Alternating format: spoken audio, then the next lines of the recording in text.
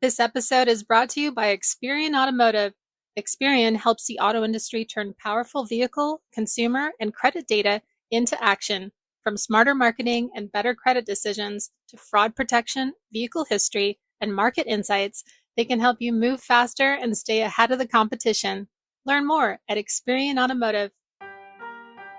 Welcome to Daily Drive for Friday, July 31st, 2026. I'm Kellen Walker in Las Vegas. Today on the show, disruptions from Japan's earthquake are starting to spread far beyond the epicenter.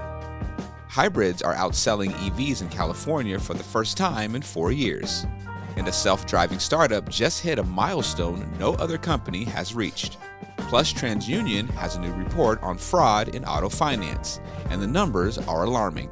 A fraudster might look at the auto finance industry and see that, I will call it the pot of gold at the end of the fraud line, and they are succeeding in many ways. Let's run through all the news you need to know to keep up in the auto industry.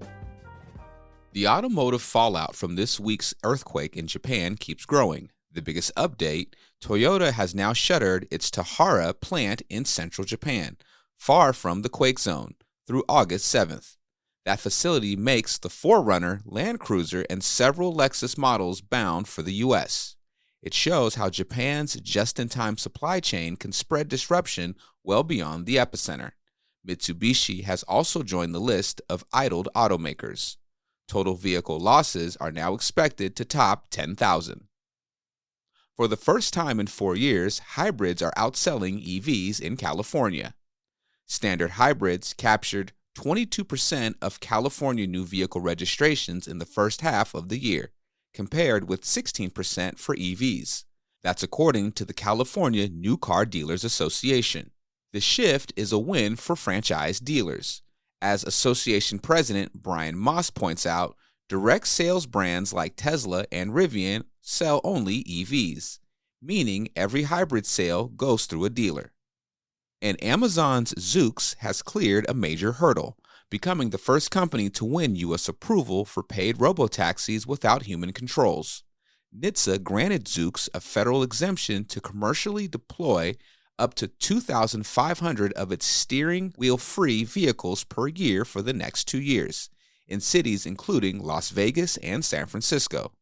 NHTSA Administrator Jonathan Morrison told Reuters the vehicles exceeded equivalent safety performance requirements, but regulators can pull the exemption if serious issues emerge. And those are today's headlines. You can find more details on all those stories at autonews.com. It's been 2 decades since Audi introduced its first crossover. Now the German luxury brand is launching its largest utility vehicle ever, the Q9. Audi hopes that model will play a key role in reversing its U.S. fortunes. Joining me now is Jack Walsworth, who covers the automaker for us at Automotive News. Jack was at the Q9 reveal in New York this week. Jack, welcome to Daily Drive. Hey, Kel. Good to be here. All right, Jack. So Audi's U.S. sales fell 16% last year. Now, how does Audi think the Q9 might help? Yeah, I think the easy answer is an additional model should bring additional volume, and as a result, their sales should either continue to decline less, or maybe they get back to growth because there's an additional model in the lineup. But I think for Audi, it's also an opportunity where they've had customers in maybe a Q5 or a Q7 that need to move up to something bigger. Without the Q9, they would have left the brand, gone to a rival luxury brand, and now they potentially move up when the Q9 starts arriving. So, short term, it should be a pretty easy volume play, but longer term, it seems like an opportunity for Audi to really kind of not stop the bleeding, but just keep people within the Audi family.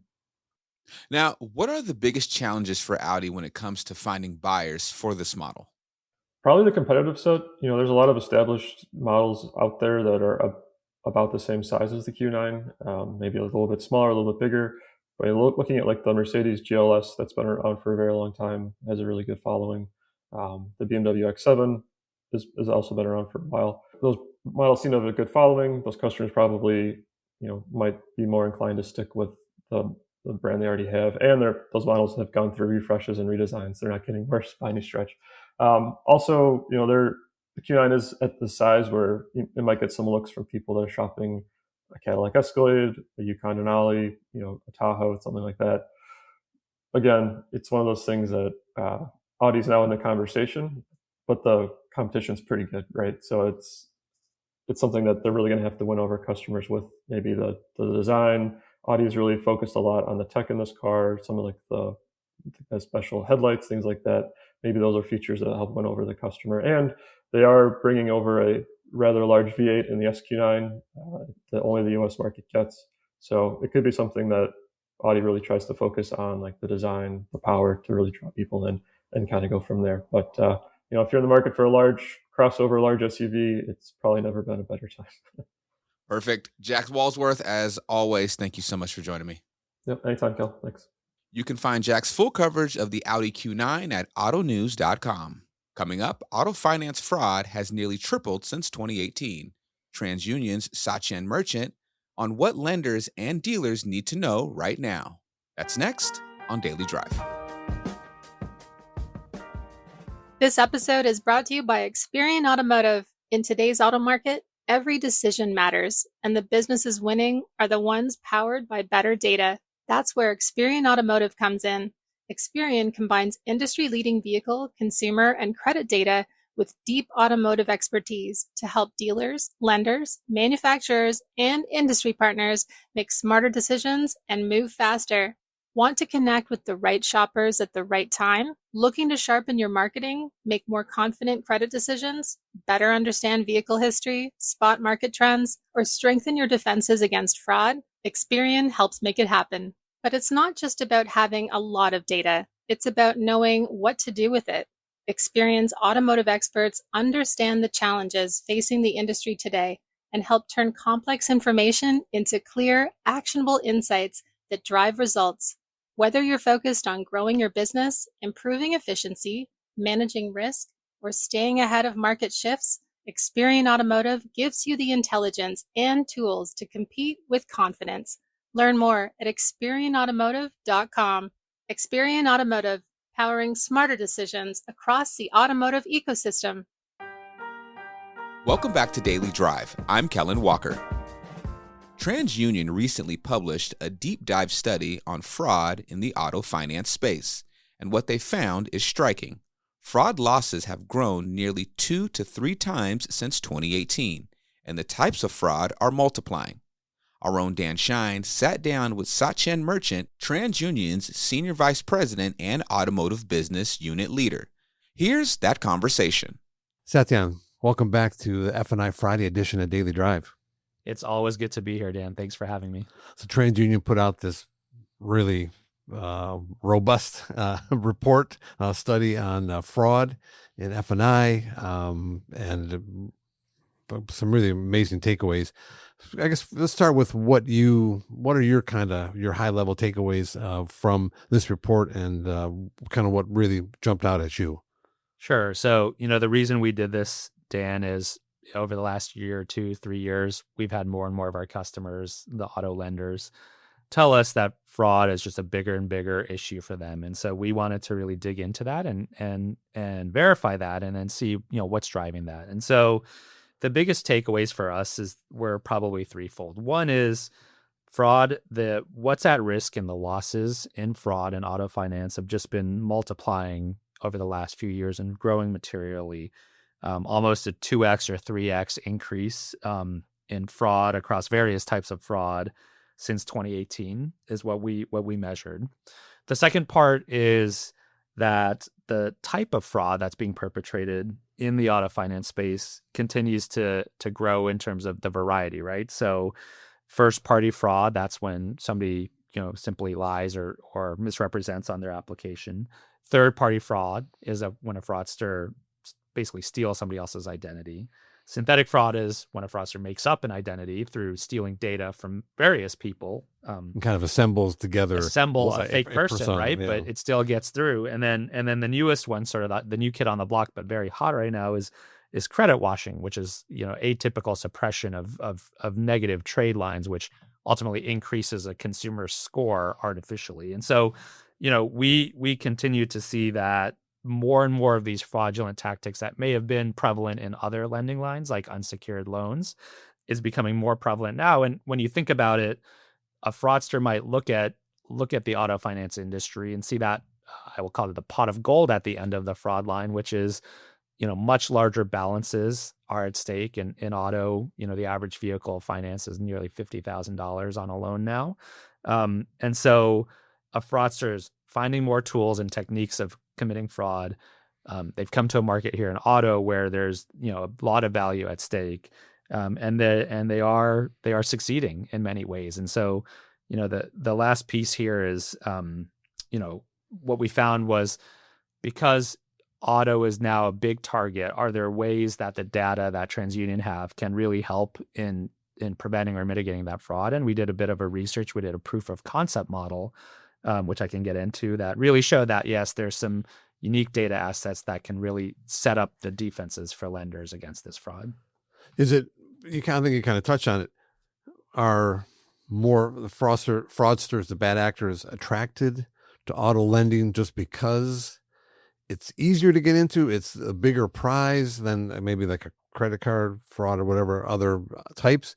What is attractive to the fraudsters out there? Yeah, there are a couple of pieces of that. One is what you just said, which is, the prize is big, right? The prize is big, even whether it's a used vehicle, a new vehicle, it's, subprime. We, our data show that the amount, no matter what the risk tier is, what type of vehicle, the amount is going to be in the tens of thousands. I mean, all the way up to nearly 100,000 these days for like a luxury SUV in the super prime space.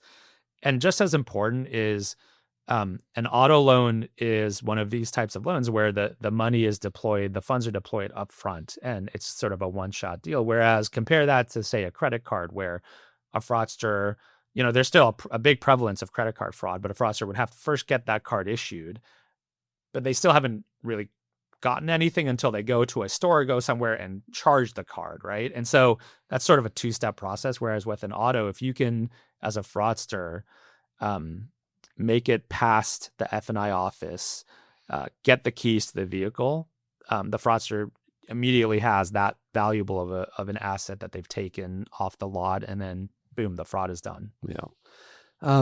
In your report, you kind of a good news, bad news. Number of incidents are down, but the amount of losses way up. Is this an indication that fraudsters are moving on? Some of them are moving on, or are lenders and dealers getting better at kind of rooting out this fraud before it gets to, too far along in the process? Yeah, I think you're right. I think it's a bit of good news and bad news. I'd say the good news is TransUnion, as an example, we've been building fraud solutions for many years, and we're just seeing more adoption. I'll call this our off-the-shelf solutions, right? ID verification, our 3.0, our entire True Validate suite of solutions to help detect against this fraud, and we're seeing more lenders use it. So I think that incident rate is coming down because lenders are waking up to this challenge here with fraud. At the same time, even with the incident rate going down, there's this variety of fraud, and different types of fraud may, exactly what you said, be an area where a fraudster is moving on. I'll give you one example, right? So with credit washing, and again, credit washing is when a consumer figures out a way to suppress negative trade line information in an atypical fashion, and so their credit score goes up. We saw in our research that a consumer that appeared to be a super prime consumer, but with our credit washing attributes, we detect that they were super prime because of a credit wash. Their delinquency rate was 3.6%. That is much, much higher than the typical delinquency rate for a super prime consumer. In fact, 3.6% is roughly the same delinquency rate as a below prime consumer, or near prime consumer. So what that means is a fraudster is using credit washing to get, approved for a loan that a super prime consumer might get, probably a larger line, probably faster funding, fewer verification checks. Like typically in super prime, you don't often see income verification, right? So they're behaving that way, but their likelihood to pay is of somebody who is in a much lower risk tier, like a near prime risk tier. So again, what's the incidence? That unless a lender really uses things like credit washing attributes from TransUnion, they won't even know that occurred, right? The incident occurred in a blind way, like they're blind to it, right? So maybe the measured incident rate is low, but the prevalence is still there, and it's in a new way. Yeah. Tell me how AI factors into this. I'm sure it's helpful to lenders and dealers. That speeds up the process, but I would also imagine in the speed to get somebody approved, that's maybe where there's some vulnerabilities that bad actors with AI can take advantage of. Yeah, I mean, AI is it's very much changing all of our industries. And I think in generally for a good way, many of our customers and lenders out there are using AI to improve their processes, their decisioning, their risk management, customer experience. These are all really good things. I think what's not changed is the world of fraudsters are always one step ahead. And for every positive tool that out there, and AI is the latest one, that fraudsters are using those same tools to do what they want to do, right? And so I think what matters a lot is the AI tools and models and processes. It's only as good as the data that's being used. And that's where I think we take a look at. Lenders may want to and should be automating and again using AI to build better models and deploy them in a better workflow. But unless they use the data attributes, both from the credit file and then also from the non-credit data attributes that TransUnion has from fraud data, communications data, public record data, and the list goes on, those are the attributes that we found in our study that really help prevent even more fraud. So I think it's great if a lender might use, an off-the-shelf model from TransUnion or build their own fraudulent models. Just being aware that this data exists, that it's possible to build, IDV or ID verification, synthetic fraud, credit washing attributes and models, to put them in the workflows, to put that data inside of the entire process. That is going to defend against what the fraudsters are doing, which is probably using AI at the same time to go find vulnerabilities, whether it's across the entire lender landscape or within a lender, like there are different processes and procedures. I'm sure that fraudsters are also using AI to find the vulnerabilities. It's a matter of using data and AI to combat against that for a lender. At the dealership level, where do things kind of break down as far as you can tell? Is there just there's from a sales staff, salesperson, they want to sell a vehicle, and so is it just kind of maybe you're overlooking things that you shouldn't, or you're not doing the process as you were trained to do, and you're just, again, you just want to get to that sale, and so you may skip things or do a workaround just to get that person in the vehicle and off the lot, and you've chalk up another sale on your tote board. I would say that there's certainly versions of that dealer perpetrated fraud, and we didn't really look much into that, and that does exist. Things like power booking or other ways to misrepresent. We don't believe, though, again, from the lender perspective, it's far less of that intentional dealer perpetrated fraud, and it's more the fraudster themselves are trying to put one past the dealer or the F&I office and put one past the lender too, right? And so I think it's a continued partnership from the lenders and the dealers on how to use the data in the workflows in an automated way, so that a lot of these checks and balances are put up at the right time. Now, if used in the right way, a synthetic fraud score, for instance, may move a dealer from what would be an instant decision back from their lender partners to a more manual check, right? But I think that's where the partnership occurs between the lender to work with the dealers and say, hey, look, we all have the same interest here to make sure that a fraudster doesn't walk away with your vehicle and or my loan. And we want to really minimize the fire rate or the rate at which we have these false positives, which many of the TransUnion models do. But when we catch someone, like, we're pretty certain it is actually a fraudulent activity or transaction, and we have the right checks and balances or procedures in place to make sure that we're not issuing or underwriting a loan that's fraudulent. So if I'm a lender and I've read the TransUnion report, what are my marching orders? What do I need to be thinking about in the days and weeks and months ahead?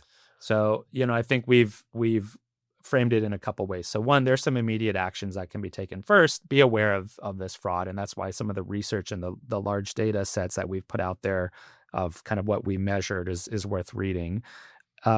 Off the bat, I think lenders, if they're not already using things like our ID verification scores or synthetic fraud scores, implement them immediately. Credit washing attributes were recently launched. I think those can be implemented. And we've got more evolutions of those coming down the line. And I think for some of the lenders that are higher volume, maybe more sophisticated, our True IQ platform enables the consumption of most, if not all, of our data attributes in a compliant, in an easy way. And so some lenders, I think it would suit them to take a look at some of the depths of our proof of concept model and say, hey, maybe we need to build our own model using the TransUnion data. Let's engage with TransUnion, use the data, test and learn, and implement some of this data in our fraud detection practices. Satyan, great. Always great to see you. Glad that you're here in the Automotive News headquarters here in Detroit. Thanks for your time. Thank you. TransUnion's Sachin Merchant spoke with our own Dan Shine. That's Daily Drive for today. I'm Kellen Walker. Thanks to Automotive News executive producer Jake Neer, as well as our own Jack Walsworth, Hans Greimel, and Lauren Seiliff for their reporting for today's podcast. You can get the latest news on retail F&I, the Japan earthquake, and everything happening in the auto industry at autonews.com. Come back over the weekend for our Weekend Drive edition of the show. We'll break down the biggest auto industry stories from the past week, including what Ford and Stellantis' earnings reports tell us about the state of the Detroit 3 in 2026. While the EV stuff is still a black eye, they're finding a way to move past that. We'd love to hear from you. Let us know what you think of the show and the topics we covered today. Send us an email at dailydrive@autonews.com or leave us a voicemail at 313-444-2774. And if you enjoy the podcast, remember to like, leave a review, and subscribe so you never miss an episode.